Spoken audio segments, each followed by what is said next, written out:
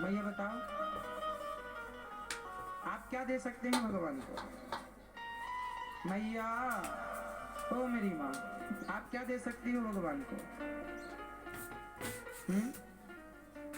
क्या है आपके पास जो भगवान को दे सकते हैं? क्या है हमारे पास? हमारे पास अब धन दौलत की जरूरत उन्हें तो है ही नहीं। जिनके चरण लक्ष्मी जी दबा रही हो, उन्हें कितना पैसा आप देंगे? हीरा मोती से भी कोई उन्हें मतलब नहीं है। फूल हार तुलसी इत्यादि से भगवान को क्या लेना देना? दे सकते हैं तो भगवान को प्रेम के, भाव के, श्रद्धा के दो आंसू समर्पित करते रहिए। भगवान से इतना प्रेम कीजिए कि उन प्रेम में भगवान के लिए आंखों में आंसू आ जाए।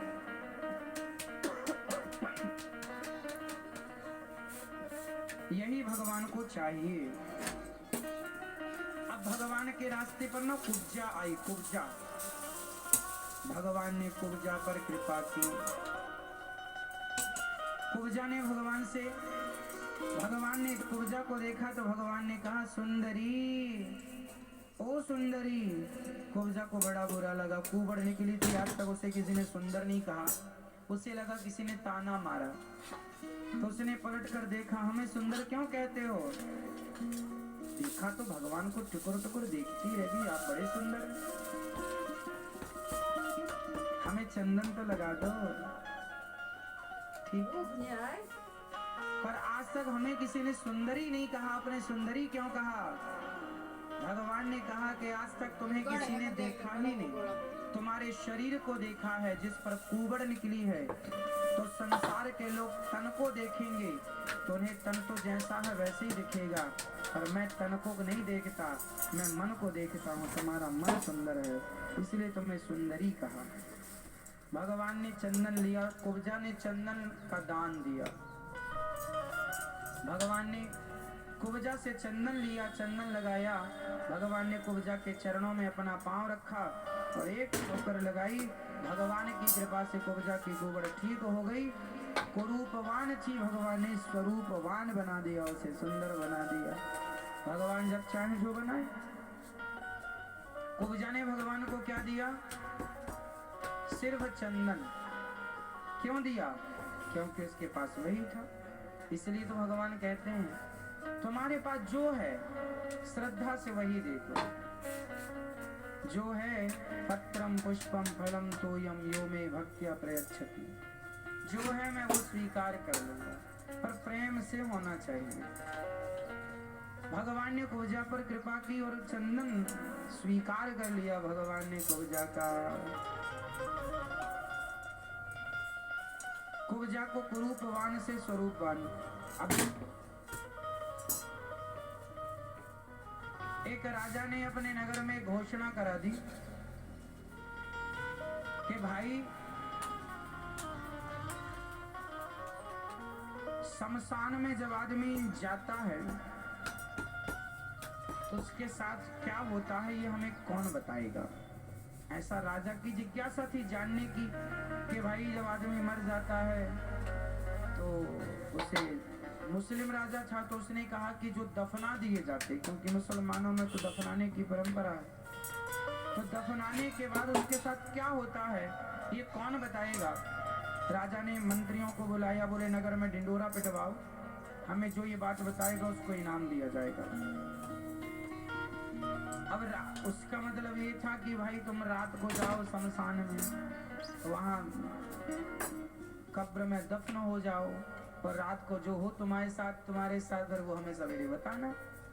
तो कौन तैयार होगा ऐसे काम के लिए? सब लोग डर गए, कोई तैयार ना हुआ। राजा ने कहा था पैसा बहुत मिलेगा। तो गांव में एक कंजूस आदमी रहा करता था। गांव में एक बहुत बड़ा कंजूस। उसने सुना कि मरने से मिलना है कुछ, तो उसने कहा मैं तैयार हूं। कंजूस तो था ही, तैयार हुआ।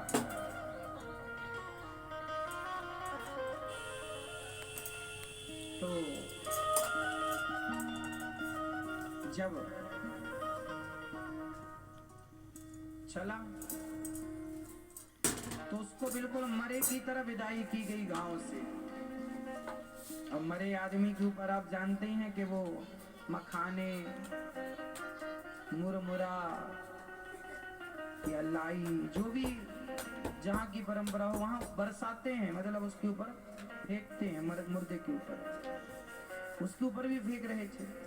तभी कोई साधु आ गया और साधु ने उसके पास जाकर कहा, सुनो अब तो तुम मर ही गए हो, कुछ तो दे दो हमें। वो भिखारी साधु, कुछ तो दे दे, कुछ तो दे दे, कुछ दे दे। अब वो मरा हुआ आदमी ना, जो उसके ऊपर पैसे बरस रहे थे, वो भी समेट समेट के जेब में रख रहा था, कंजूस था। मखाने उसके ऊपर गिरे तो वो इकट्ठा कर ले, और मरा थोड़ी था, हम पड़ा था बस मरा हुआ, मरे जैसा। तो उसके ऊपर सब जो फेंका तो वो समेटता जाए, तो ढेर सारे उसने मखाने इकट्ठे कर लिए और पैसे भी जो फेंक रहे थे लोग इकट्ठे। तो एक साधु बड़ा पीछे पड़ गया, भाई कुछ तो दे दो, अब तो तुम मर ही रहे हो, कुछ तो दे दो, दान कर दो, कुछ तो दे दो, भूख लगी खाने, कुछ तो दो। उससे बड़ी गुस्सा आई, ये पीछे पड़ गया। तो उसने मुट्ठी भर मखाने उठाए और बाबा जी की तरफ ऐसे फेंक दिए। ले, अब बाबा जी झोली फैलाई ही चल रहे, तो मुट्ठी भर मखाने, मखाने समझते हैं, मखाने आ गए उसकी झोली में, बाबा जी चले गए। अब वहां पर शमशान में गड्ढा खोदा गया, उस पर उसको लिटाया गया, एक छोटा सा छेद कर दिया गया कि रात को मतलब ऑक्सीजन इसे मिलती रहे, वही प्रॉपर मर ना जाए। तो एक छेद कर दिया छोटा सा। अब वो आदमी रात भर वहां पड़ा, टुकुर टुकुर देखे यहाँ वहां, बड़ा डर लगे उसे, पर कंजूस था, उसे लगा सवेरे तक बच गए तो माल बहुत मिलेगा। तभी उसने क्या देखा कि जो छेद था सांस लेने के लिए, वहां एक सांप घुसता चला रहा है। उस तरफ एक छेद से काला सा नाग, अब सांप तो सांप है, घुस रहा। उसे आवाज आई कुछ, तो उसने ऐसे आंखें चढ़ा कर देख, उसके सिर के पास ही था वो छेद, ताकि ऑक्सीजन उसे मिलती रहे। सांप आ रहा। अब वो बड़ा डरा और ऊपर से माटी आटी डल चुकी, जब वो भाग भी नहीं, मारे धक्का, अरे काहे को खुले वो। पड़ा वो सांप आ रहा, वो लाठी भी नहीं है, हाथ लगाए तो हाथ ही में डसेगा, तो हाथ तो लगा नहीं सकता, लाठी पत्थर कुछ है नहीं। तभी उसने देखा कि उस छेद में बहुत सारे मखाने की एक दीवार सी बन गई और उसने सांप को रोक दिया। सांप आना बहुत चाहता था, पर वो मखाने ना, सांप ने कुछ फन मार करके मखानों को चूरा भी किया, पर कुछ रह गए। मखाने अपने आप पता नहीं कहां से आ गए और उसके छेद में वो मखाने की दीवार सी बन गई। सांप वापस चला गया। वो आदमी सब देख रहा था, पड़ा पड़ा, उसे मौत नजर आ गई थी सच्ची वाली, अब मर गए, सांप आएगा डसेगा। लेकिन वो मखाने जो थे ना, वो बताओ, वो मखाने की दीवार क्या थी बताओ?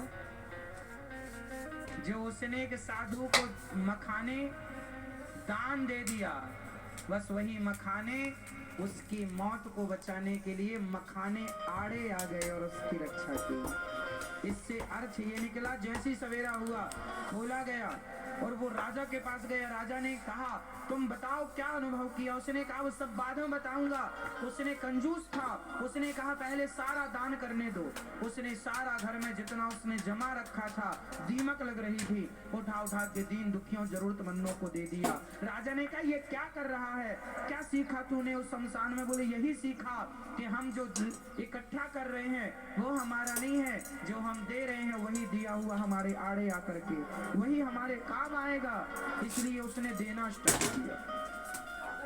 इसलिए दिया हुआ दान गिलास भर पानी भी यदि आपने किसी को पिलाया होगा तो वह उस पानी का पुण्य भी मिल करके रहेगा।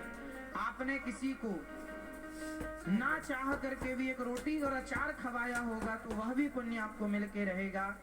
इसलिए दानम दुर्गति नाशनम, शास्त्र कहते हैं दान करने वाले व्यक्ति की कभी दुर्गति नहीं हो सकती। दिया हुआ दान उसकी रक्षा करता है, आड़े आता है।